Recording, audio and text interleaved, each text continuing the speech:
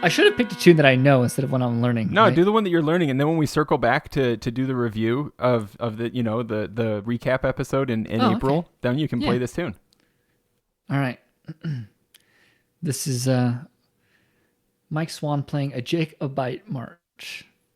I think it's Jacobite, but Right, I never know how to pronounce it. It's a one or the other. Jacobite march by Bill Livingston. I got excited about learning this tune because Shots and Dyke had played that with Bill Livingston in a live concert. But wait, So- is it Bill Livingston or Livingstone? I think he's called Livingston, but it's definitely written Livingstone. So between Jacobite, Livingston, Livingstone, none of us knows what we're talking about at all. Or how to play this correctly. Right. Plus, there's an age ray, and I've never done that, so I totally flub it every time. Here we go.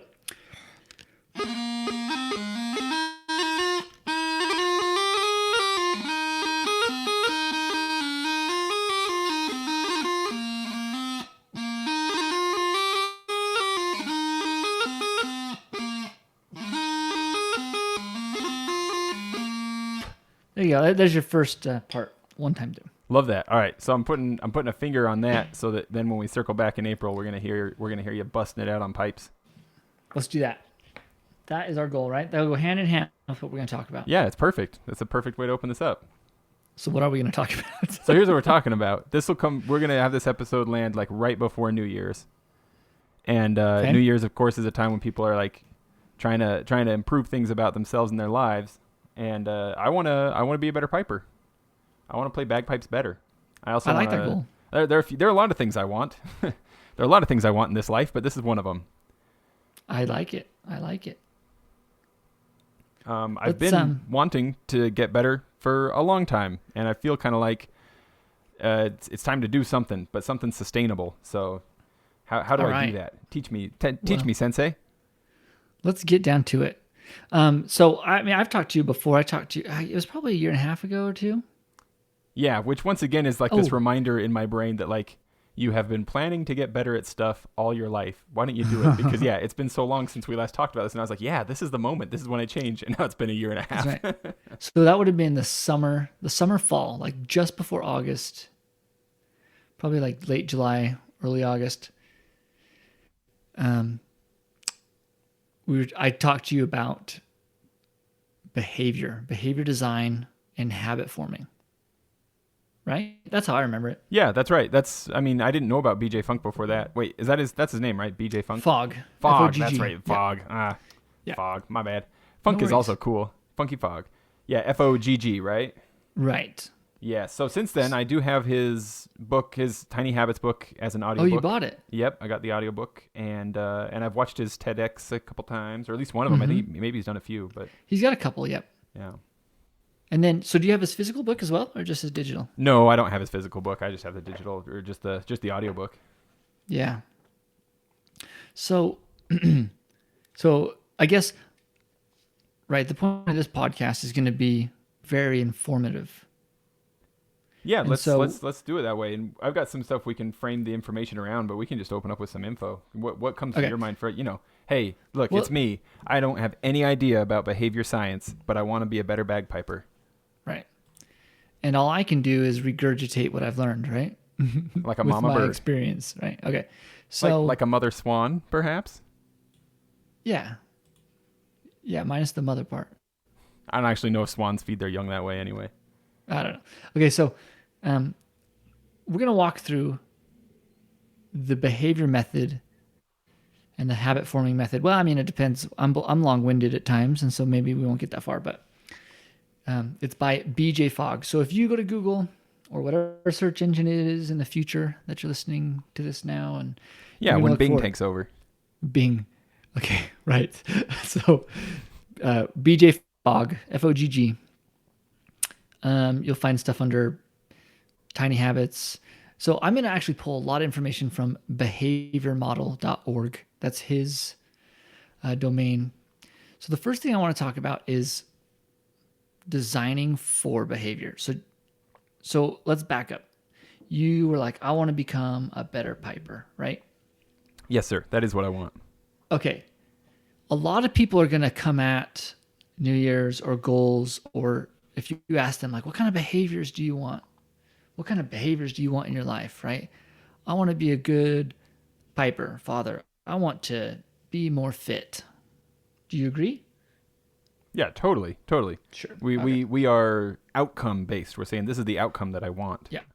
So the point I'm trying to make with that is, that is not a behavior, right? So as we're going to go through like step by step in designing some elements. So you got your journal and you're like, okay, what kind of behavior do I want to be a better piper. Oh, that hey. is not a behavior. Yeah, and maybe I should note that as we're talking through this, I have this Bagpipers planner sitting in front of me.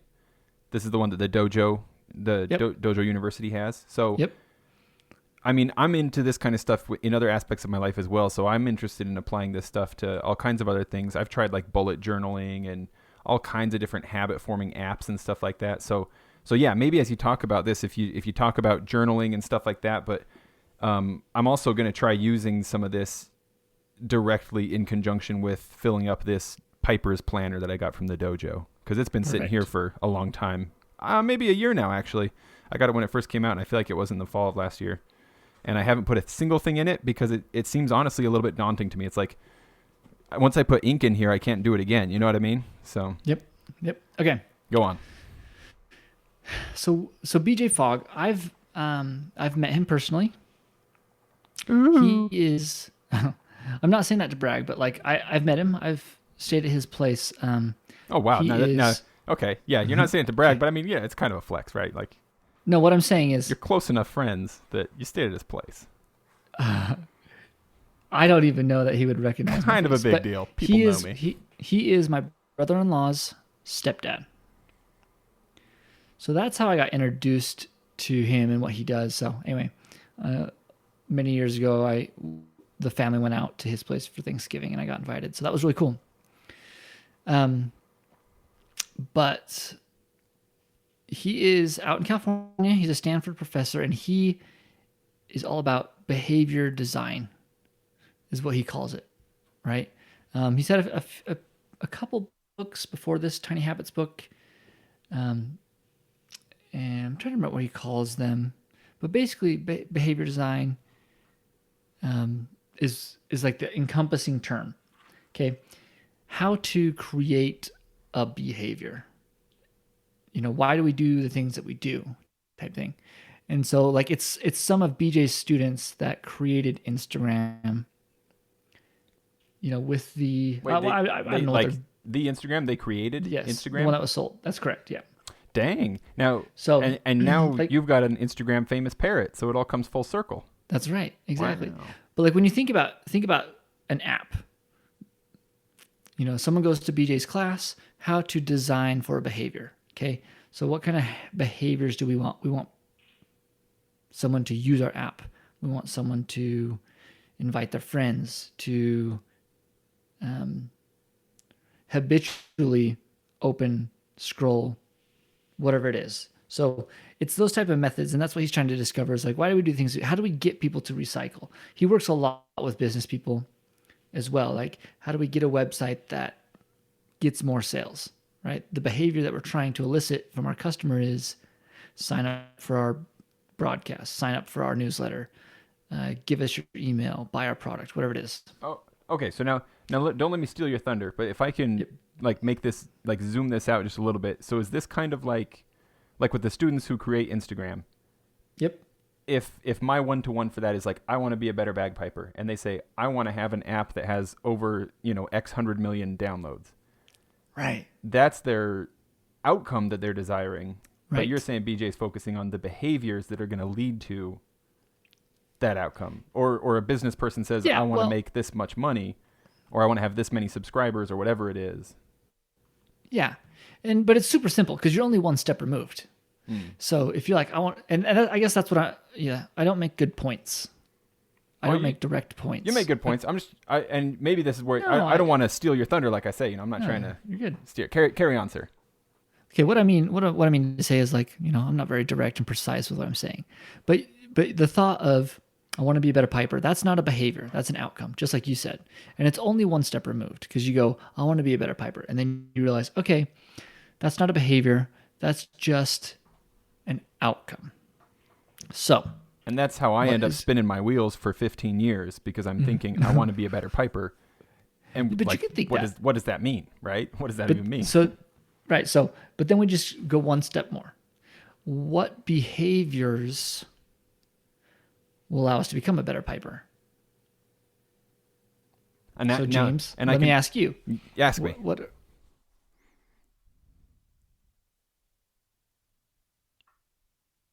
Mike, Oh, yeah. I lost you. Oh, can you hear me now? Yes, I can hear you now. Carry on. No. Ask me.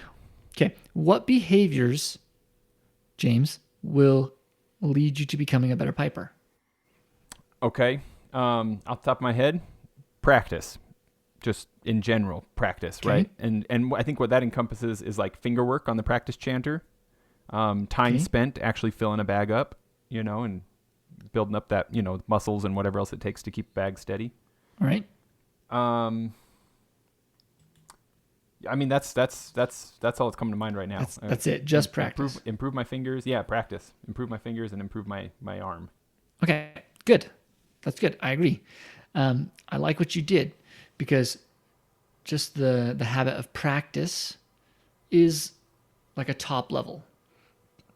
And so maybe we can come up with some other things that are also top level, right? Maybe you could say practice. Maybe you could say the behavior of, I don't know, learning new music. Oh, And- yeah, absolutely. Adding to my repertoire, I think that is an important part of being a better piper. Absolutely. Right? Perhaps the behavior of studying the culture or studying drum major commands or the behavior of putting yourself under pressure so that when you solo, you're more controlling of your nerves, right? Different behaviors, but those are all kind of top level. So I think we're just going to stick with practice. I think, in my opinion, and maybe I'm wrong, everyone is going to have to decide for themselves with whatever behavior they're trying to design for, what's going to get them the most benefit. And I agree. I think practice is going to get you the most benefit in becoming a better skilled piper. Mm-hmm. So now let's talk about how behavior works, right? So we know, well, let me say this, James. So if practice makes you a better piper, how often are you practicing? Not very. I can tell you Okay. that. Like honestly, in the last week, I played my small pipes one time for probably about 20 minutes. Okay. And then And that's the Would very you like I agree- didn't aside from that, I did not play practice chanter. I was not on my Highland pipes. Like that's everything I've done in the past week. okay. Would you agree that one time, how long was your session that you played on your small pipes? I think it was about 20 minutes. Do you think 20 minutes a week on your small pipes is beneficial in improving your... How about this? Do you think it was beneficial in improving your skill to become a better piper at the rate you desire? No, I don't regret those 20 minutes because it course. was very pleasant. Like I really enjoyed it. Yep. But it was like none of those 20 minutes were spent on no, I don't think anything got improved. Yeah. Maybe maintained something, maybe something got maintained a bit, finger work or memorization or something because I was playing through some tunes, but Yep. yeah, it was really just kind of a coasting kind of. I guess maybe I shouldn't have called it practice. Maybe I should just call it play time. I don't know. No, I like that. I think we're going to come back to this in a second because we're going to talk about how behavior works. But so right now, what we're doing is we're narrowing down the behavior that's going to get you the outcome, right? So a jam session on your small pipes might be beneficial for your mental state. You might really enjoy it. It might lift you up, fill you with great emotions, might be super enjoyable. That's 100% what it was. I mean, it's like that's like my meditation session right there. Yeah. Sit down and just hum. And for I a feel bit. like I do that. And I feel like that's good at maintaining a level and keeping things sharp and stuff like that. But it's also not working out the bugs and practicing my problem areas, right? Eliminating the low-hanging fruit of problems to elevate the overall playing. Yes. Yeah. That's Okay. 100% accurate. I definitely could not say that any needle was moved any closer to any kind of improvement after that Yep. session. So we're gonna come back to this, and we're gonna keep narrowing down and finding the most specific behaviors we can do to improve. So, the behavior model. So behaviormodel.org, their homepage, BJ's homepage, has the model there. If you want to join with me or anyone that's listening to the podcast, his behavior model is B equals MAP, which is behavior equals motivation, ability, and prompt in sufficient amounts, all happening at the same time. He says for a prompt to succeed, for a behavior to happen, right? That makes sense. I remember from his TED talk, at least the one that I watched, that I think he referred to it there as motivation plus ability plus trigger.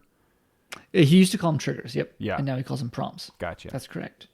So I'm going to, I guess I don't want to read a page of a book. That's boring. There's no podcast police watching this, If that feels appropriate, man, you go for it. It doesn't, but I am going to pull just a few lines. So behavior happens when three things happen at the same time: motivation, ability, and prompt. Okay.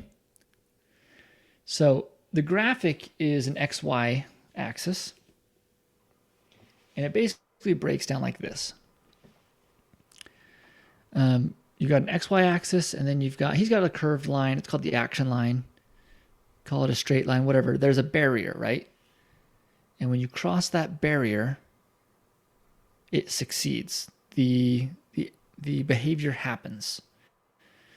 And so the two things working with each other are motivation to do something and the ability to do something. Right? So let's take, for instance, weight loss. It's a very common one that everyone seems to wrap their heads around. Yeah, we can all relate to that for sure. If you're, let's say you're 400 pounds, you walk up the stairs, you pass out, they put you in an ambulance, they rush you to the emergency room, and the doctor's like, hey, look, you got to lose 200 pounds in the next, I'm going to do something crazy, right? Unrealistic, right? You have to lose 600 pounds in the next 3 months or you will die. Mm-hmm. There is a extreme amount of motivation to lose that weight. Yeah, so motivation is now high. Yes, motivation is extremely high. And so you can do super hard things, right? You can go to the gym twice a day. You can fast for a week on end, drinking nothing but water. You can eat 100 calories a day. Like, you can do extremely difficult things when you're extremely motivated to do it. And so if I said, James, you like to run, don't you? Yes, I do. Or maybe you don't like to run, but you run. But I do it, yeah. Okay. No, I do enjoy it, yeah. How far do you run? Usually not more than 1 to 1.3 miles. I'm usually not breaking 1.5 miles. Okay. How far could you run in the next 24 hours, in one day? If I said you have 24 hours, how far do you think you could go?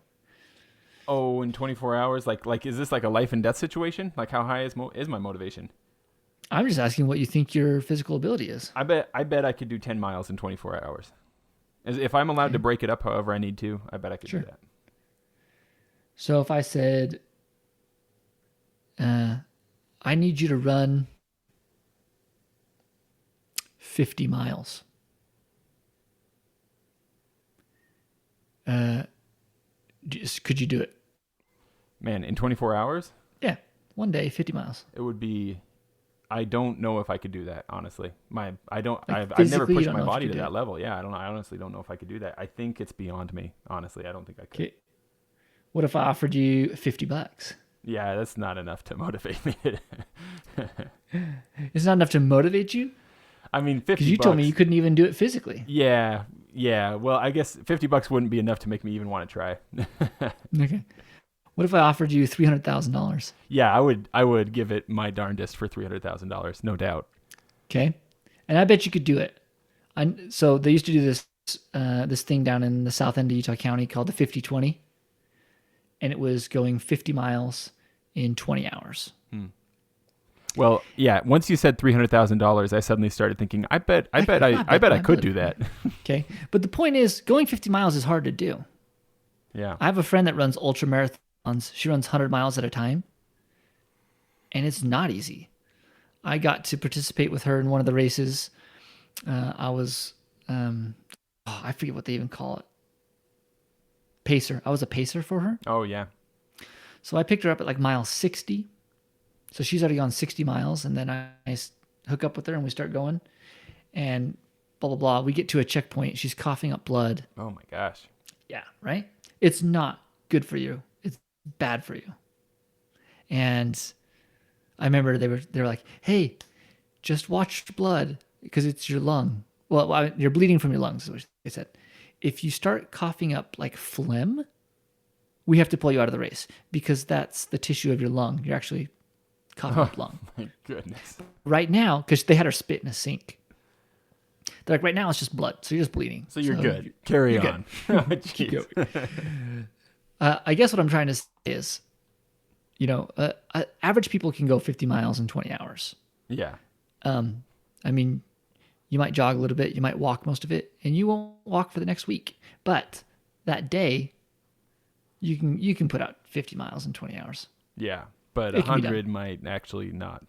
I bet there's people that do it, right? There are people now they who do train, it, but I might die. I mean, they're trained and ready for it, right? Yeah. But I would say, average person could probably do 50 miles in 20 hours. But the point is, if you have an extremely high amount of motivation, like a reward for $300,000, you can do hard things, or at least you will succeed in trying to attempt the behavior. Oh yeah, I would with that kind of motivation, I would at least get a lot further than I ever would have otherwise, for sure. The goal of 50 miles, that's like, the goal of becoming a better piper. It's kind of like, can you reach it or can you not? I don't know. But are you going to practice every day to try? Or are you going to attempt to go 50 miles in 20 hours, right? The behavior is happening. The practice is happening, or the attempt, the walking, the running of 50 miles is happening. So high motivation, you can do hard things, hard behaviors. You can be asked to do a lot. If you have a lower motivation, then the ability to do that task has to be easier. Okay? Sure, yeah. I remember this on the XY axis from his TED Talk. Yeah. Exactly. He mentioned something like you want your habit to be such that when your motivation is high, of course you're going to do it, but when your motivation is low, you're still also going to do it. Right. Exactly. I think his example there was that every time he flushed the toilet, he did 2 push-ups. So that gets into his prompt and his trigger, and that gets into habit. Don't let me jump ahead then. Well, I can tell that story. I know that story. I can. No, it's cool. It's going to come later. You hit it when it feels natural. Yeah. Okay. So, I guess all I'm trying to convey right now is the higher motivation, the harder the task you can do. Sure. Lower motivation needs to be easier to do, and then you have to be prompted, right? You need to think of that action. I need to do that action. Right. You don't stop at a red light because the prompt is that red. Mm-hmm. If the light is never red, you don't stop at the red light. You have to be prompted. You don't donate to the Red Cross until the Red Cross sends you a text or calls you on the phone or provides a link on your website that says, hey, click here and donate, right? Mm-hmm. You have to be prompted. So motivation, ability, and prompt. Okay, this brings to mind a story I once heard of a restaurant that put a broken clock in their front window that was just stuck at 12 o'clock noon. Okay. And, I don't know if this is a real story or not, but, people use this as an object lesson. And that from as early as 10 o'clock and as late as 2 in the afternoon, people were walking in for lunch because they'd see the 12 o'clock noon on the clock, and that was a prompt, a trigger that made them go, yeah. I'm hungry, I need lunch. That makes a lot of sense to me. No, that very much makes sense. That definitely is a prompt, right? Mm-hmm. Let's break down ability, motivation, and prompts, okay? Just with the understanding that more motivation, you can do harder things. Low motivation, you can do. The task needs to be easier in order for you to do it. Mm-hmm. Going back to the weight loss thing, right? If you go to the doctor and he's like, James, you're fit as a fiddle, you're just 3 pounds overweight.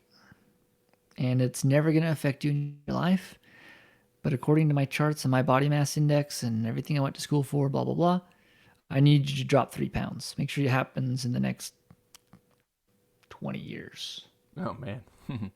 Zero motivation for me there. I'll tell you that. No motivation. None at all. I'll probably gain weight in the next 20 years if that's the presentation I'm getting. And that's the thing, right?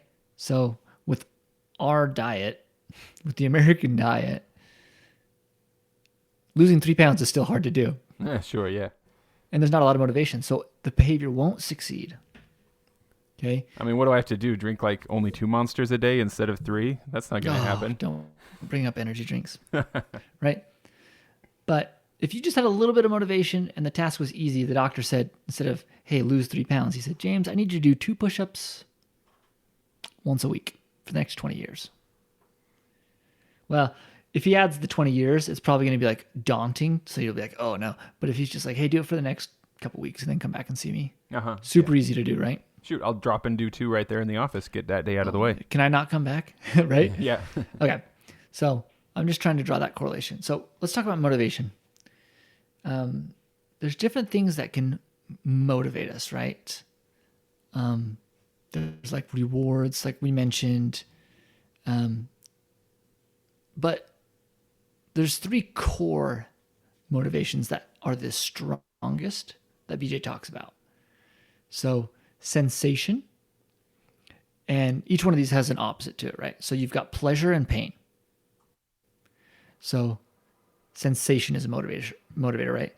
You could be extremely motivated to do something because of the pleasure you could feel, or extremely motivated to do something or not do something, to either complete a behavior in one, X versus Y because of the pain that it could cause. Oh, right? Sure. Or to avoid pain. Exactly. Yes. I got you. This is the old stick or carrot, honey or vinegar, etc. Yeah. Yeah. Gotcha. Right? Do you obey your parents because it's pleasurable for you, because they express their love for you and hug and kiss you, whatever? Or if you don't obey, do they whip you? Right. Right. Okay. Pleasure and pain. The other one of the other cores is anticipation. So hope and fear. Oh, interesting. So, interesting. Right. You could be super motivated to, let's say, start your own business, right? Because of the hope of one day becoming financially independent or not having to listen to a boss, right? To be free, the hope of being free. Or there's the fear, right? There's, let's see. You could be motivated to go running every day and work out because of the fear of how you look, or the fear of death, or the fear of health complications. Sure. Maybe you had an uncle who had a heart attack or something, and you're afraid of that happening to you, so that motivates you. And then belonging, so social acceptance and social rejection, right? You might be motivated to dress in a certain way, talk in a certain way, act in a certain way, join a riot. Riot was the wrong word. Join a protest. Yeah, now's not the time, right. Swan. Okay, but join a protest because for social acceptance. Sure, yeah.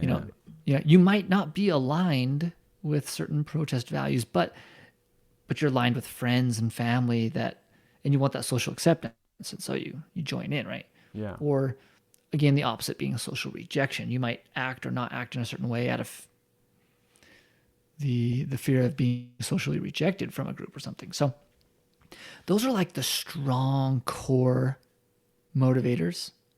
But there's other things out there, right? There's simple rewards and things like that. But well, that's making sense. And like, I feel like, of course, this is applicable to all aspects of life, but just thinking about my goal with bagpiping, I can see already, like, as you list these things, I get a lot of pleasure out of performing well, Yeah. I really like doing well in competition. I think even more than that, though, I really enjoy just playing my pipes, on a stage with the rest of the pipe band or with other musicians or anything. I like it when people clap for me, like that's a thing. And I totally agree. I'm also very motivated by social acceptance. And I think that part of that is just my band buddies, I mean, it's kind of like I want accolades within that group, but I think even more than that, I just like being around like-minded people focusing on a similar thing. Like there definitely is social motivation for sticking with and improving piping. Mm-hmm. I 100% agree. Like that's me too, right? Like my desire to become a better bagpiper, and so being motivated to practice with the intent of improving, right? Working on my mistakes instead of just having a jam session, is just exactly what you mentioned. It's the social acceptance of my peers that play pipes, being and then the pleasure I get from producing great music. No, And I know that's going to come as I get better at piping, and for some people maybe it's the hope of being that top piper so they can take awards, and with that's going to come pleasure, right? You know what absolutely, I mean? yeah, that feels and good. Enjoyment. So I don't want to sidetrack the discussion about behavior, but just tying this into that Piper's Planner, I've got it open and I'm looking at it, and this has been good. This moment as you described motivations has been a bit of an epiphany for me, because I've looked at this front page. The epiphany that I had as you were talking about motivations is this issue that I've had is looking at page 3 of this planner. At the top it says goal detail, and first it says goal summary. So like, what's your goal? Then below that it says key motivations, and I've been stumped there. It's like, well, my goal is to be a better piper, and then motivations are like, I've been kind of like, I don't know, it just seems like the thing to do, I guess. Mm-hmm. But as you've spoken those motivations, I've more easily been able to say, that matters to me. Oh, and that one matters to me. So now I can put in here for motivations something like, basically get more claps. I want to play well so people think I'm cool. And, I'll own that. I am kind of a big-headed person, honestly, a bit of a narcissist sometimes, but without being too narcissistic, I think it's okay to admit that I like it when people think I'm cool. And I'm also going to add on there that it increases my feeling of belonging within this community where there are people who I like, and so I like feeling like I belong. Yeah. That makes sense. Those are my key motivations. So this is already helping me with my Piper's Planner. Good deal. So these different motivators that we find, right? Pleasure, pain, hope and fear, social acceptance, social rejection, or whatever the motivation might be, right? Use these to increase your motivation, right? To then be able to complete a behavior, right? Because remember,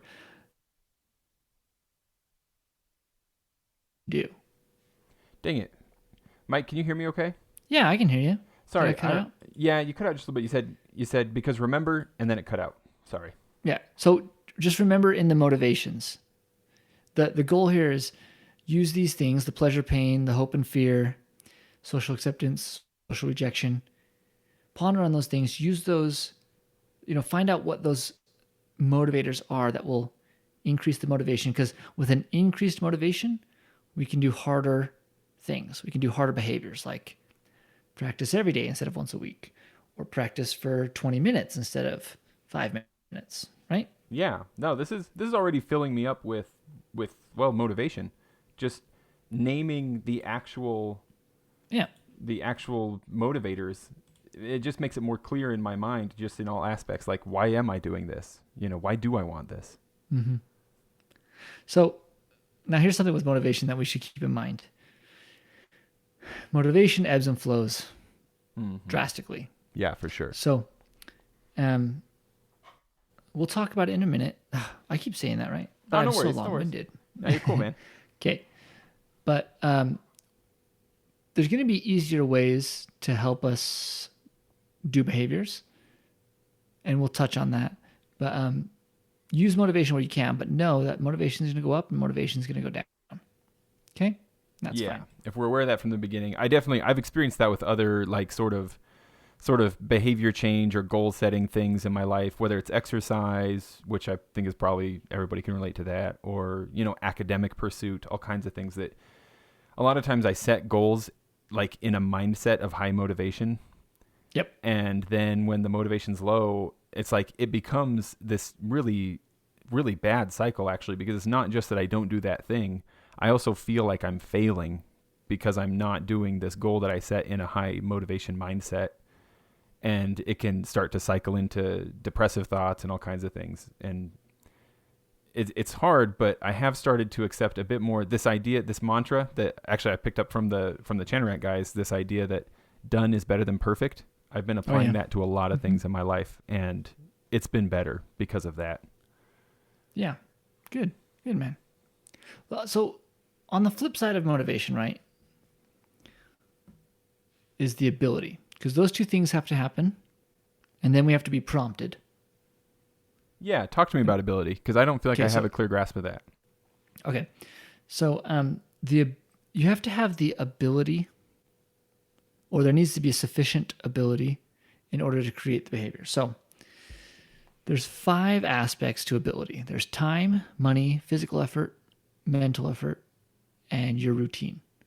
And whichever one of those is the weakest, then at that amount is what you can do to complete the behavior. So let's take, for instance, let's break down these 5 different aspects. Let's go with the behavior of, what kind of behavior? Do you want to do bagpiping practice? Do you want to do another behavior? I really want to try to do that, the dojo's 100-day challenge and play my pipes once every day for 100 days. Yeah. I want to do that. And so that's a thing I want to do. No matter, even if it's just for 5 minutes a day, I want to get something in every day for 100 days. So, perfect. So you've already touched on one of the abilities, time, right? Yes. You said 5 minutes a day. And that's probably the weakest of that list of ability things. Time/routine, that's probably my worst. Yeah. I mean, like, if I didn't have bagpipes, it would be finances, right? It'd be, I wouldn't be able to buy bagpipes in order to play them. But since I have them, definitely time. We just had our 4th kid. I've got no time right now. You know what I mean? That's definitely the main challenge for me right now, time/routine. Well, first off, congratulations. I don't think thanks. we've talked in person other than text since you've had your child. Well, he's fully functional and reasonably cute. That's good. Very good. So, so time. So you mentioned it, right? So the dojo's challenge is 1 tune on the pipes? I think. I want to do it, but haven't looked into it much yet. I think it's 1 full tune. I don't think they want you playing like a bar of music. It's like 1 tune. Yeah. Okay. So like you said, 5 minutes. So if you have to have the time, right? The ability has to be there. If you don't have time, you can't complete the behavior. If you don't have 20 hours to go 50 miles, you're not going to attempt it. Even if I'm motivated, it just can't happen because I don't have those 20 hours. Right. Gotcha. And what you might see with some things in life, right, is you might have so much motivation, like $300,000, that you cancel everything and you make the time. Sure, that makes sense. But then there's other situations where it's like, hey, James, I need you to zip down to LA, pick me up some sushi from my favorite sushi restaurant, and get it back to me so I can eat a late lunch here in 30 minutes. Right. Doesn't matter really how much motivation I can offer you. At this point in time, I don't think there's the ability for you to do that in 30 minutes with any technology we have. Right. So, I think right now I'm a 9-hour drive from LA. Yeah. So, yeah. So like time, right? Time is one of them. Money. This is a big thing you see with websites. You could have the greatest sales pitch in the world. You could hype people up. Buy my product, change your life. If they don't have the money, like if it's $2 million or if it's $50, they absolutely have no money, no credit they can put it on, no debit, no friends to ask for. If they don't have money, they can't complete the behavior. Piping. If you don't have a set of pipes or the money to buy pipes or a practice chanter or a pen to play along on a pen, like if whatever it is, let's say the dojo challenge. If you specifically are trying to complete the dojo challenge where you're on the great Highland bagpipe, you don't have the instrument or you don't have the money to buy the instrument, not going to happen, right? No matter how motivated you are. Exactly. It's not going to happen. Yeah, I see what you mean. Right? But let's say no, I don't want to get into that. Never mind. Well, but like where I'm at right now with the bagpiping stuff, like I'm very motivated to learn to play uilleann pipes someday because I think they're amazing. But man, are they not expensive? Cheap. Oh yeah, so far from being cheap. So right? like I'm very motivated, but Right. At least for now, that's just not an option. Not until I get get those $300,000. Yeah. And I mean, and you could, but you, on the same note, right? Let's be careful about what you're saying because there's other behaviors you could do to learn the pipes, right? You could watch YouTube videos. You could play around on a piece of wood that has holes or bumps. There is an app that I have on the iPad that Yeah. I've at least learned some fingering. So I guess there are some things you can do. But if the behavior is to play on alien pipes, then that money factor might come in, right? Yeah, and of course I don't want to set up like as if I'm saying anybody is limited. Like, reach for the stars. Of course, if you're really motivated, then you can do what it takes to earn the money to buy the alien pipes to then be able to do it. So there are ways to make this happen. Yeah, but exactly. I'm not going to be playing them this afternoon because I guess I'm just trying to break everything down. Like it's that people know what we're saying, right? People are smart. So. Yeah. But then you're gonna have that one smart A who's like, well, did you know that you could just pull out a piece of like a stick and you don't need a pen. You can just go in the backyard and get a stick. Shut up. I'm trying to cover my A for that, and I shouldn't even bother about it. Okay. Don't worry, we've got like 26 listeners at most, so I think we're reasonably safe. They're all close friends and family. I'm gonna get some wise A text. I know it. It's gonna be Sean or Al too. Yeah. So, all right. The next one is physical effort, right? So there was a big physical effort ability when we talked about going 50 miles. Yeah. Pipes, right? If you need to play an entire tune on your pipes, there might be some physical effort there. You might be in shape. You might not be in shape. Sure, depending on who you're talking about. I mean, if I've got a student who I just barely set their pipes up for them the very first time, they're 12. Yeah, they're 12 years old. Maybe one tune is doable, but if they have this goal in mind that they want to play, a competition medley from start to finish, they've got the money / the instrument, they've got the motivation, they've got the time, but until they build up the physical ability, it's probably not going to happen. Yep. So there's physical effort, there's mental effort, right? And that's just like, oh, I'm not even going to attempt that. Yeah, sometimes I feel like that's a bigger deal for me than anything else. Huge in so many behaviors, mental effort. Just like, oh, I'm not going to tackle that. I'm not going to the gym. Yeah. I'm going to stay here in bed. I'm tired. Yeah. Right? And then there's routine. So, you still working from home? I am. You go out on sites and do inspections and stuff, right? I do. Yeah. So I'm at home a lot, but I also do kind of drive a lot to get to different sites. Yeah. Let's see. I need to quit finding other examples of behavior and just stick to pipes. No worries. Okay. Let's go back to mental effort with that, right? Let me tell you a big mental effort for me on playing the pipes. And it ties in somewhat to my motivation.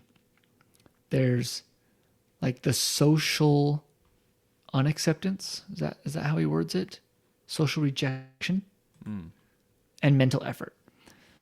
I have to overcome a mental barrier of playing my pipes at home. Because if I play inside, they're super loud. My bird is going to have a meltdown. My wife's not going to be happy. I'm in a condo, so I share 3 walls with neighbors. Well, 4, I guess. 2 walls and a floor and a ceiling with neighbors. So, like, not only is my fear of social rejection, because not everybody loves the pipes and they're super loud, that brings my motivation way down. Or maybe it's opposite. Maybe it brings my motivation way up to not annoy my neighbors. And so I'm going to take behaviors that don't annoy my neighbors. Sure, yeah. This could be high motivation or low motivation, but have the same effect on whether or not depends on what behavior you're bagpipes. talking about, right? Yeah, I got you, yeah. The behavior of not making people mad or the behavior of playing my pipes. So, and then there's the mental effort. Like, I got to overcome that, right? It's, or it's like, oh, I got to put my pipes together and the joints are loose. I got to hemp them. And my reed is going to be, it's brand new. It hasn't been broken in. So like, there's a big mental block. Like, I ain't tackling this job. Right. Okay. And then routine, right? So if you get up and go to work within 45 minutes of those 2 things happening, and then you get off work, you drive straight home, dinner, hang out with the kids, go to soccer games, piano practice, wind down, bathe them, read them a story, put them to bed. Now it's 10 o'clock. And I got to watch the Great British Baking Show. There you go, man. So that really doesn't fit into your routine. That kind of has something to do with time, that example does, and so maybe that's not the best example, but when things are outside of the norm, outside of your routine, like, oh, I've got to take this other route home from work, or whatever it is, to swing by the bakery and pick up something to bring home. Yeah, because right? I'm eating baked goods while I watch the Great British Baking Show. That's exactly right. So, that can be a big hindrance. So you've got to play with the motivation and ability. And then we pull in the third thing, which is prompt, trigger, cue, right? You have to be notified to do something. Right. So here we have the go to the bathroom, do 2 push-ups thing. Almost. Oh, yes, I'm sorry. Yeah. I keep jumping ahead with that. I'm sorry. I just find it a funny story, so I'm eager to get to there. No, it fits. So let's use it, right? So one of BJ's biggest things is you need to have a prompt. You need to have a trigger. Okay? So you can do something like set a reminder on your phone. You can have a Post-it note. You can, when you start forming a habit, let's save it. Let's save the push-up thing. It uses a cue, it uses a trigger, but let's save it. Maybe another could be in that TED Talk. He handed out floss, and he suggested that brushing your teeth can be what prompts you to floss. Yes. If every time you brush, then you floss, and it becomes automatic. That's your prompt. Yeah, that is your prompt, but that's getting into habit forming. Okay. So we can talk about the floss example too, but here's another floss example that he talks about right before that. Okay. He talks about putting the floss on the countertop. So it's not out of sight, out of mind. It's Exactly. insight in mind. Right? Because you might be motivated. You might be like, yeah, I'm going to floss my teeth because my dentist praises me when I do, and I want good health, oil or oral hygiene. And the ability's there. You know how to do it. You can do it. You own floss. But if you don't remember, if you don't have a sticky note, if you don't have a timer, if you don't see it on your countertop, you won't do the behavior. Okay. Tell me, this is triggering something in my mind. Tell me if this fits. And I don't think it's uncommon. When I was trying to get into the habit of running, if I got out my shorts, shirt, socks, and shoes and put them in the bathroom the night before, then when I got out of bed in the morning and went to use the restroom in the morning, there were all the clothes. I went running every single day that I did that. But if I didn't get the stuff out and put it out where I would, trip over it basically, there were several days that I missed, Okay, did you not go running because you forgot, or did you not go running because you didn't have everything set up for you that morning? Usually, probably not because I forgot. It was probably more because then I had all these tasks, which of course it sounds stupid, but it's like, oh, now I have to go over to my sock drawer and get out my socks, and I have to, in the dark, so I don't wake up my wife, I have to figure out where my shirt is and my shorts and everything. It's like, not worth it. I'm just going to go eat breakfast. Yeah, you're absolutely right. So that's probably not a prompt then, because you're remembering to do the behavior, but that definitely comes into the ability and the motivation, right?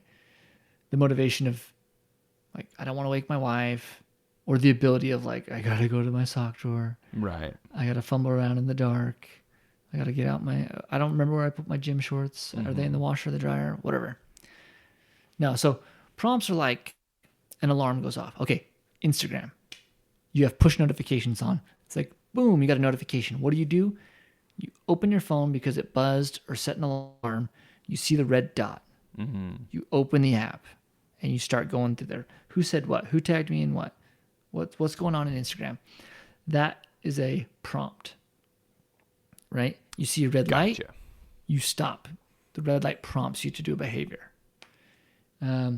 Let's just say you're super motivated to keep the world a clean place, And I am. Walking around on a hike, you see trash, you're prompted to pick it up. Yeah. You're not going to pick it up if you don't see it. You have to be prompted, right? Okay, yes. This is forming in my mind. I got you. You got to have something that's poking you, saying, hey, do the thing. Yeah. So let's say bagpipes. Were there days, let's take a week. Are there days, do you remember every single day to play your pipes to practice? Or are there some days you completely just forget? I think there are some I'm not days talking about time. I'm not talking about ability or motivation. Just do you remember or not to do it? Yeah, I think there are days that I forget, and it's more like every few days I have this sudden wave of regret, realizing, oh my gosh, it's been 4 days since I played my bagpipes. Yep. So prompts, right? So you need to find a way to prompt, whether that's leaving your practice chanter and music out on the counter so you see it. If it's setting an alarm and a reminder in your phone, if it's leaving a sticky note, different things. That's now I do have I did for a little I have an example where I did this well for a little while, not really knowing what I was doing, but for a little while I was working a job that had me doing I had a long commute every day, and it was such that like if I left at a reasonable hour, that commute took me an hour and a half, but if I left really early in the morning, it only took me 45 minutes. So I would go really early in the morning, and I just joined a gym closer to the office instead of close to my house. So I just go and do a workout in the morning before work because it cut my commute in half. Right. But what I did is I put my practice chanter. I got a second practice chanter. So I'd have one at home and one in the truck. And I put my truck practice chanter right on my driver's seat. And so every day that I got to the gym, before I went in, I played through this tune that I was working on. And it only lasted as long as it took me to memorize that tune. So I guess the problem is that I stopped doing it, but I can see how having that physical reminder that said, oh yeah, I'm going to do this. Definitely. I mean, like I learned that tune faster than I've memorized any other tune within my own memory, Right.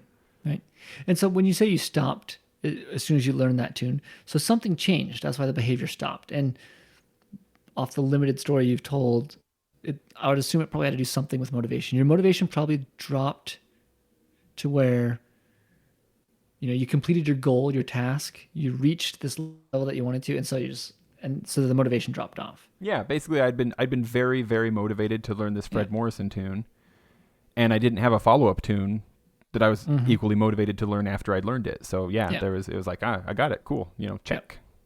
But let's say you're not remembering to play. So putting your practice chanter in your car so you see it when you get in there in the morning, that could be a prompt.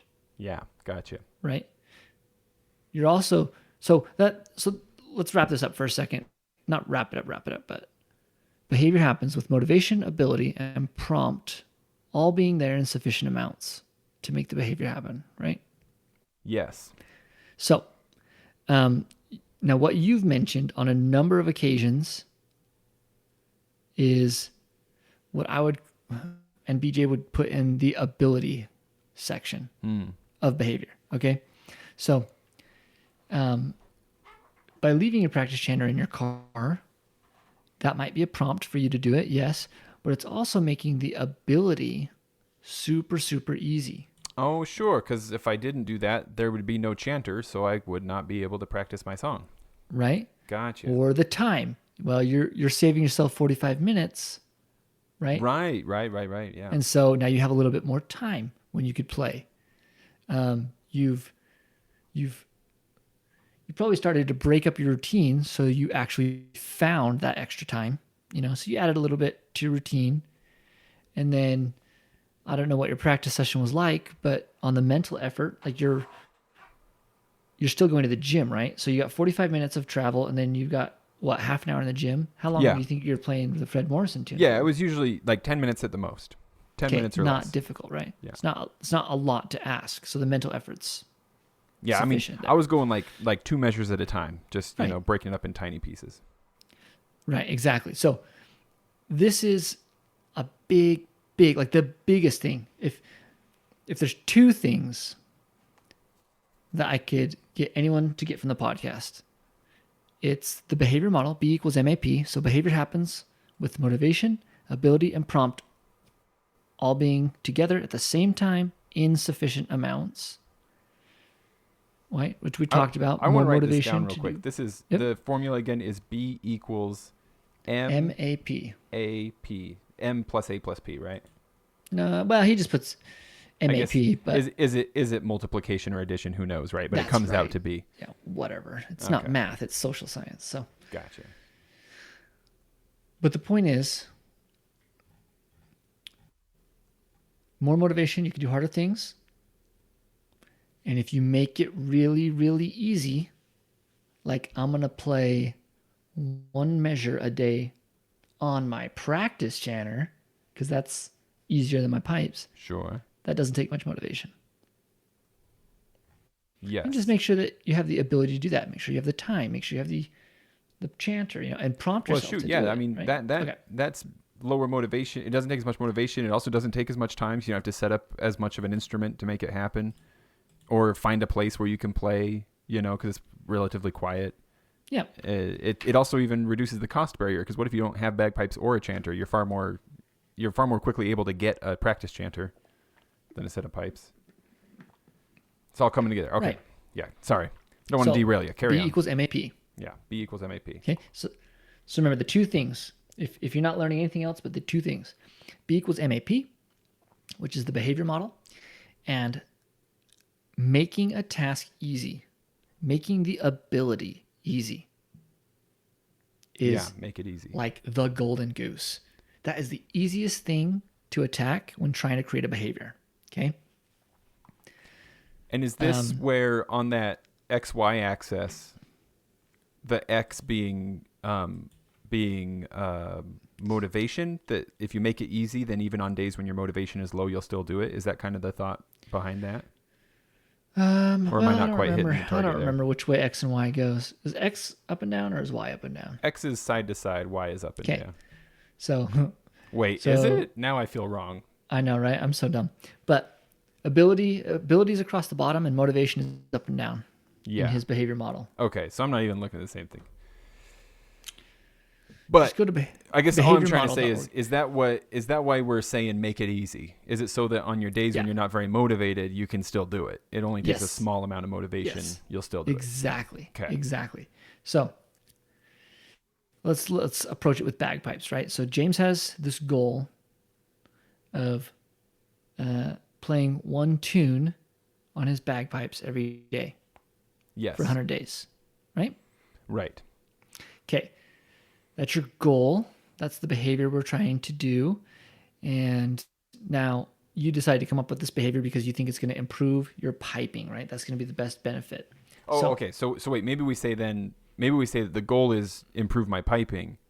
Then the behavior to build up to that goal, the behavior is play at least one tune on my pipes every day for 100 days. Yeah.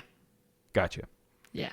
Because we're designing around behaviors that lead to the goal. Yeah. Gotcha. Right. Or you could even say, the goal is to become that better piper. And then you think the best behavior or the behavior you want to do is complete the dojo challenge, because that's going to complete those things for you. Right. Yeah.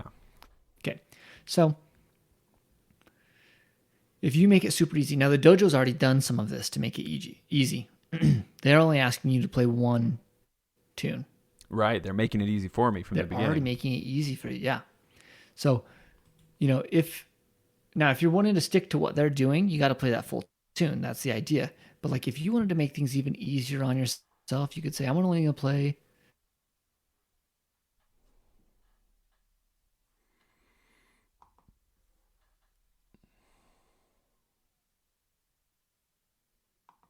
that easy behavior. Okay. Takes low motivation for you to do something. I'm so sorry. I lost audio again for a second. No, it's okay. Will you just back up to where you were saying dojo, they already made it easy. They already made it easy on me. But if I want to make it even easier. If you want to make it even easier, you could say, I'm only going to play one measure or one part, the first part. So, you're specifically trying to do the dojo challenge. Right. And so, you can't complete that by only playing the first part or the first tune or the first bar or something. But if you're just trying to get somebody to practice more, it would be like, let's just play one bar today. Just play one part today. Just play through it one time today. Right. So other things you could do, right? Let's take a look. What are some of the things that are like not detrimental, but like what are the things that affect the ability to happen. Finding time, right? Yeah. So big one for me for sure. Find time. okay. So you need to start looking at your day-to-day things and find out when are you going to find the time or make the time.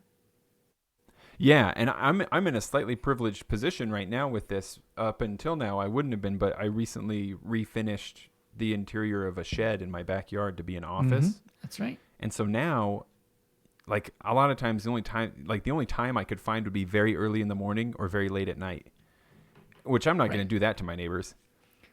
Right. But now I have this space that's not going to wake up my family nor my renters inside the house. It's not going to bug my neighbors in the backyard. I can go into this like sound booth basically that's removed from the house. So lucky me. I haven't utilized it yet, but oh yeah.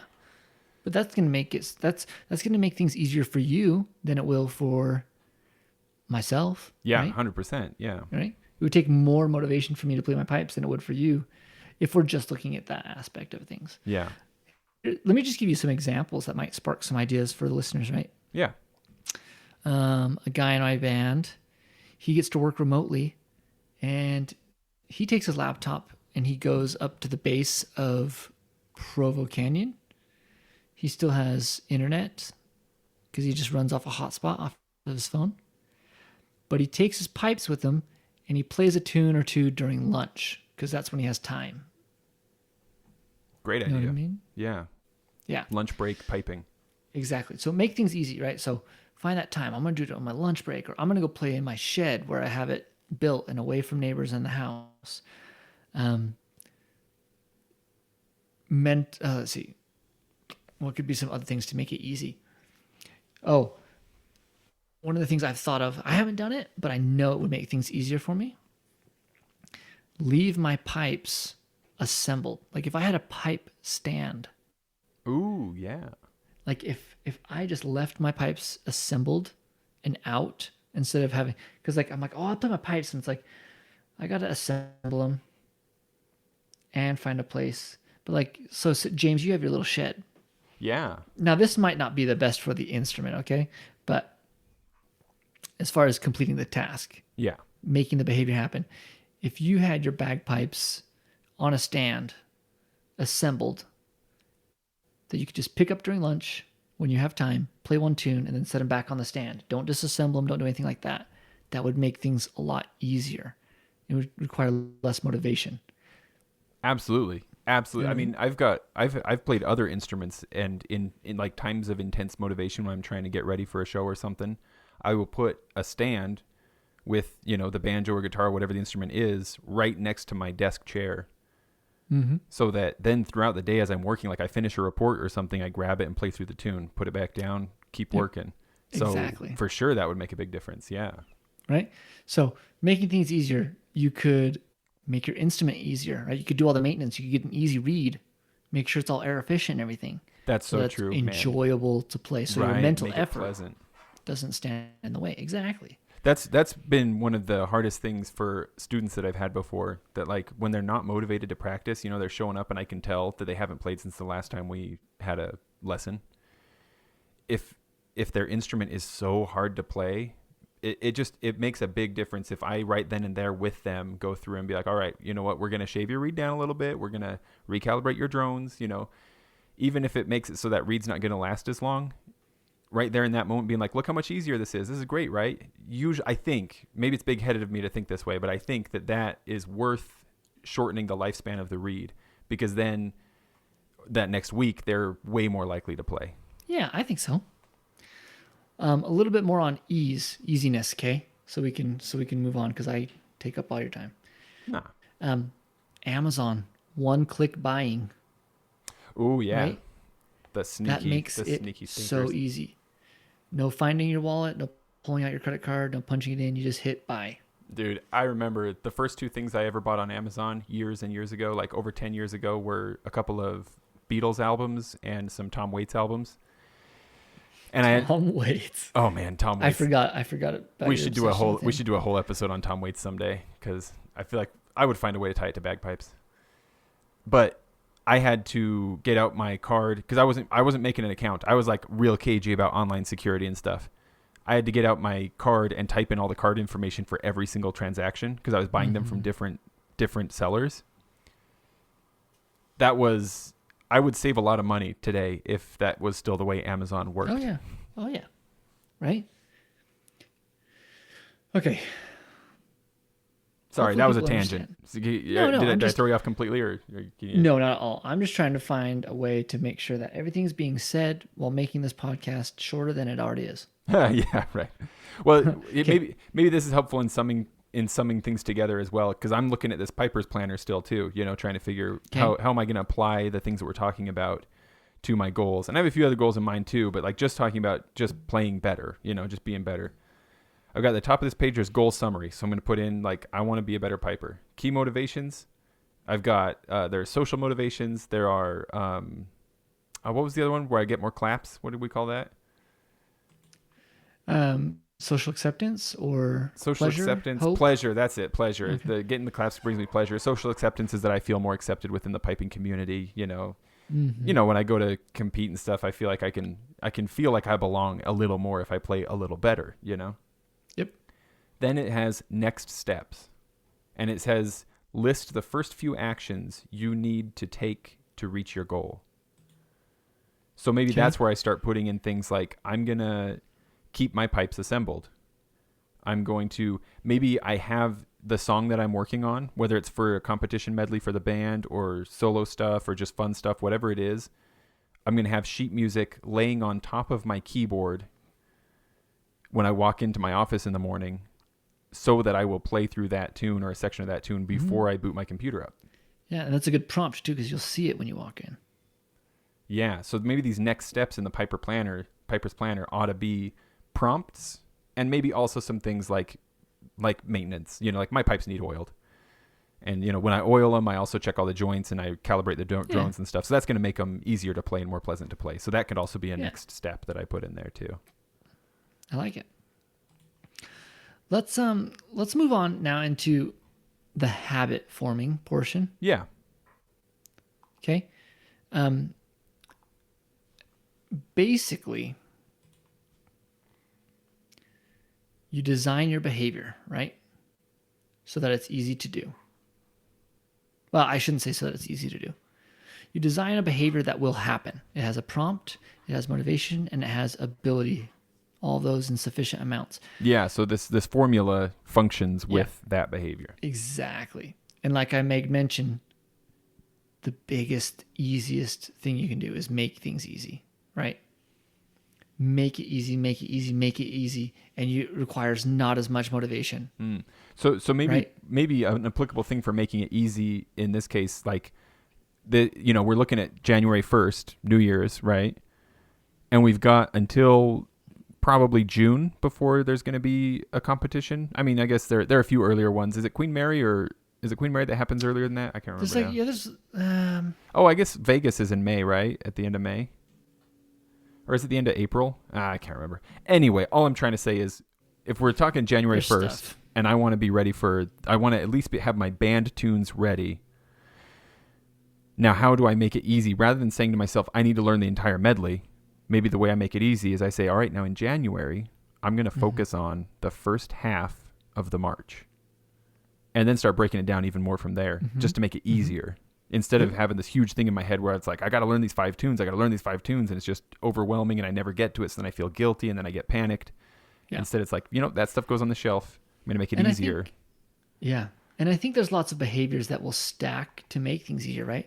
Like if you have if you have an ability to learn, let me try to rephrase that. You could go learn how to learn music, right? Sure.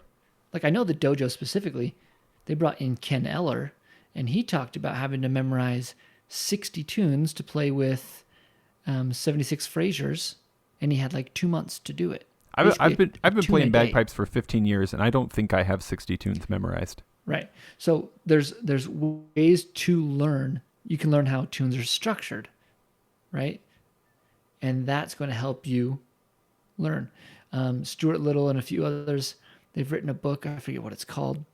but it's all about how to learn music. Yeah, I have that book. In fact, I was going to ask you if I buy you a digital copy of it, will you read it and then do a podcast episode with me about it? Absolutely, I would. Absolutely. Okay, let's do that. So the point is, like, you can maintain your pipes. That takes a lot of work, right? Oiling, hemping, everything. That's a big behavior, but it's going to make playing every day more enjoyable and so easier. Yeah, and it is big, but it's also like you only have to do that like once every few months, right? So it's not like you have to do that every single day, at least. So we could come up with a bunch of things that might be other behaviors, but then would then make this behavior of playing every day or learning your competition tunes easier, right? This makes sense. Like I've seen Mr. Fogg's examples with like physical fitness and stuff being like, he talks about like you plant tiny seeds. That's the point. And all these tiny things, they all add up to behavior change and meeting your goals, etc. But they are tiny themselves and they stack. Yeah. So in the habit forming, right, you design your behavior, and then he likes to link it up to previous. He likes to use triggers or prompts that already are in his habit. Right. That I remember that from the TEDx. He said that his insight was like when he walked to a sock drawer or something, he was oh, you do it after the thing. Yeah, exactly. So you talked about his push-ups and using the restroom. So he'd go to the bathroom. After, he would immediately do like 1 push-up or 2 push-ups. So there, going to the bathroom is already happening. It's going to happen. He can't keep it from happening. So that's his anchor. Exactly. So he anchors so that's his prompt. He's being anchored to that. So it's like, if that's happening 3 or 4 times throughout the day, the prompt is happening 3 or 4 times throughout the day. And so the behavior is happening 3 or 4 times throughout the day. Right. And so he said that like at first he would just do 2 push-ups. And then after a while he'd do 3, 4, and then it gets up to like 8 or even 10. And then at the end of the day, man, you did 80 or 100 push-ups. Right. And that comes with the ability, right? Sure. Your ability increases. Yeah. So, yeah. So first off, he starts with a very, very tiny behavior, 1 push-up, because that's super easy to do, so it doesn't take a lot of motivation. Yeah. So even if you're having a bad day, you can still bust out 1 push-up. You can do 1 push-up. Okay. Then he's got that prompt that's happening throughout the day using the restroom, right? You might set up, if you're trying to make it a habit, so habitually happening, like over and over, take a look at your routine. What do you do throughout the day? So let's say this is a behavior you want to do once a day, like playing bagpipes. So it might be after I take my shoes off, I will pick up my bagpipes and play 1 tune, right? Because that's only happening once a day, and you use that as a trigger. Now, or the guy in your band who you're talking about, how it's his lunch break thing. It's like after I eat, then I play my pipes. Right. Or before I eat. Yeah, probably before is better. Yeah, and some prompts are better. Like some prompts are more like in line with what you're doing, right? Sure, Like I sit at my desk and I have my music and my practice center on my desk. So I might choose a trigger, a prompt that happens at my desk. Right? Like in our case, after I lose connection with James on our podcast, I'll put my practice center and play one tune, right? That's why you got that Jacobite thing memorized already, just from trying to make it through this episode. Oh my gosh, yeah. So, but it's so you can choose prompts that are more specific. Like taking off your shoes probably isn't a good prompt because I take my shoes off at the front door. I'm trying to play my pipes outside of my garage, away from my neighbors. Okay, sure. Bad prompt, but you're linking it to something that happens all the time or at whatever frequency you want to do. So he talks about flossing. We talked about that, right? Yeah. He makes it super easy. I'm going to floss 1 tooth. And he puts his prompt there by putting his floss right next to his toothbrush holder. So he's like, when I put my toothbrush back in the holder, I'm going to pick up my floss and floss 1 tooth. It's right there. He's going to see it. He can't have it in the bathroom drawer and think when I'm done brushing, I will remember to get it out. Right. You got to have it right there. You'd have to use it. Right. And if you want to do that, you'd have to use another type of prompt, like I've mentioned many times, like an alarm. Right. It might be, let me tell you right now, my prompt for taking out the trash is when my wife says, take out the trash. So that's the alarm has been set and it goes off. Right. So, if you can find those prompts that are already happening in your routine, link it to an existing habit you already have. Yeah. That's going to make things easier. And then here's a line in there that he says, emotions create habits. You need to celebrate when you're creating a new behavior. You need to celebrate. Mm. When you complete the behavior, throw your hands up in the air and just think to yourself, dude, I rock, or I'm awesome, or I did it, I completed it, right?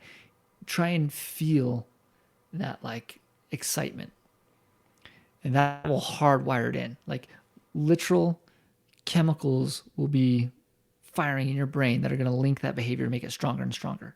Now, you mentioned multiple push-ups. What you'll find with habits is as they grow, the ability becomes easier, right? Yeah, as you for practice sure. every day, you can practice longer and longer. As you do one push-up every day, pretty soon you can do 2 push-ups every day. Excuse me, not every day. Let's say 1 push-up every prompt, and that's, we'll say 5 throughout the day. You can then up that to 2. Now you're doing 10, and then you can up it to 3. Now you're doing, 15. Right. Now, eventually you cap out and stuff, but if you're trying to start running, if you're trying to do push-ups, physical activity, if you're trying to play your pipes or whatever, lots of times as you do it over and over and over in a habit, you're going to either increase your physical ability to do that task, or your skills might become better, right? Yeah. So you might or be able to tolerance complete, even maybe. Someone might be like, I want to learn coding, and so I'm gonna start the behavior of writing 50 lines of code every day. Well, And at first that might take like 2 hours. exactly. 5 weeks from now, you can code 50 lines in 10 minutes. Right. Or less. I see what you're saying. Yeah. So as you form a habit, you might be able to start scaling and increasing that frequency or whatever, because you've gained new skills or abilities, things like that. But what's important to keep in mind is keep it simple, keep it easy. He likes to say, set yourself a base. In this case, let's say it's playing one tune on the pipes. Anything above that is gravy, right? Bonus points. Extra credit.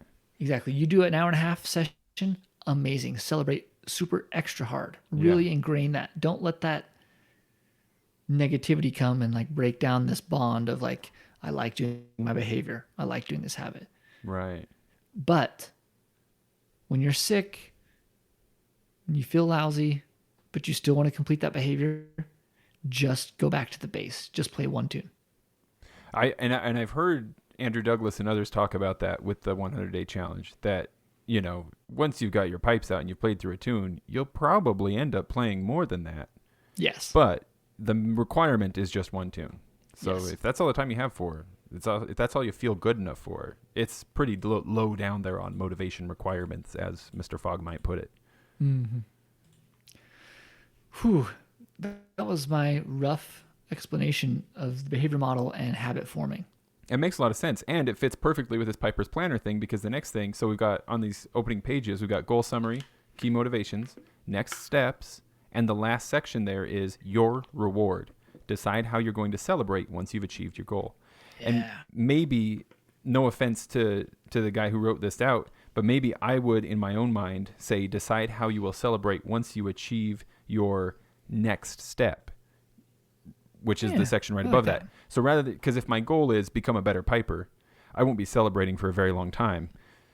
I mean, with that one, I should be celebrating every day if I'm going to be, self-loving and stuff like that. But you know what I mean?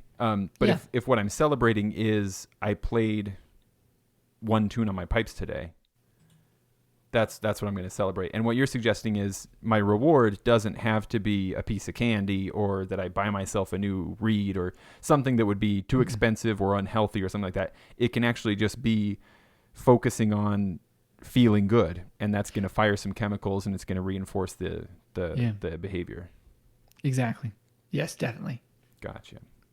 So if I had to, I don't have the planner, but let me give you an example of how I would build that behavior of playing my pipes. Because the idea is I'm going to take on this challenge as well, right? You and I both are going to try. Okay. Okay, so let's start with behavior. And it's understood that this is rough draft mode. right? We're just Okay. going to rough Yeah. draft it. And when we circle back and talk about it, we can talk about like, well, as I went through, here's What worked and some what changes didn't. I made. Yeah. And so like, then we have a well-oiled machine. In April, you and I are going to come together and be just like, this is the way it worked for me, Ooh, yeah. All right. So I'm going to set a very specific behavior. So the idea here is I want to learn this tune, and I'm definitely going to learn it faster than 100 days. So I'm going to hone it in. I'm going to dial it in, and I'm going to get playing it really well. Yeah. Okay. So I'm going to learn a Jacobite march. Mm-hmm. So my behavior is I'm going to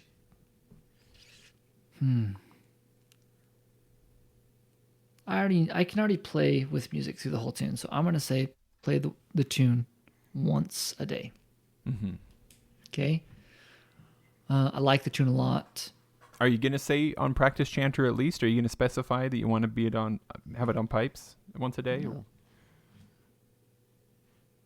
Well, can I make modifications to the dojo's 100-day challenge? It's fine with me. I'm just curious, I want to get deep inside your head on this one and see what it is what your thought process is. Okay. So it's going to be practice chanter. Mm-hmm. Now, I anticipate that I'm going to put it on small pipes and I'm going to put it on the Highland pipes. Okay?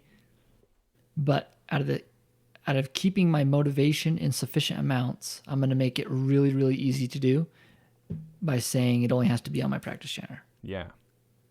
I think that will still help me improve the tune, but not to as big of an extent. But I'm just worried about making it too difficult to do and not having enough motivation to do it. So I'm going to say one time through on the practice chanter. I'm going to leave my practice chanter on my desk. I'm going to leave my music on my desk. And I sit down at my desk every single day because I have to log in and do some stuff on my computer. So my prompt is going to be right there. But I'm going to get really specific with my prompt. I'm going to say, after I complete my grading assignments, which I do every day, I will play through the Jacobite March once. So like I say, I really like the tune, so I think my motivation's there. The ability should be pretty easy to do. It's on my practice chanter. It's only one time to the tune. I've got my practice chanter left out on my desk, got the music left out on my desk. I've got my prompt. And I have to grade every day. So since my prompt is anchored to a habit I already have every day, that's how I anticipate completing that behavior and that habit. That's how it's structured. You know yeah, what I mean? Gotcha. Okay. Now, once I do that, I'm going to celebrate by just telling myself that I'm awesome for completing my habit. That's my celebration. Yeah. I'll just throw my hands up in the air and just be like, I did it. Yeah. Does that all make sense? That makes sense. And here's what I'm thinking. I want to set a few goals but I'm not sure how exactly they're all going to look just yet. But just thinking about wanting to be a better piper and the specific behavior of completing the dojo 100-day challenge, i.e., really that's a great program for basically just getting me to play my pipes every day. That's what we're going for here. Right. So what I'm thinking my prompt will be is turning my computer off. Every day I turn off the computer and all the monitors and the keyboard and mouse and everything. Then I stand up, turn to my right, and walk out the door to head to my house. I'm going to put my pipes right there next to the door. I'm probably going to try putting them on a stand to make it even easier, so I could just grab them, either play in my office or in the backyard. I don't think my family will mind me taking the time to play one tune. But if I do have time, I'll play more than that. But that's that way every day, at least 5 times a week, I guess. That's the thing. That's going to take care of me 5 times a week. I'm going to have to think a little bit about weekend anchors, weekend prompts. Right. I'll give some thought to that. And this is something that falls into routine.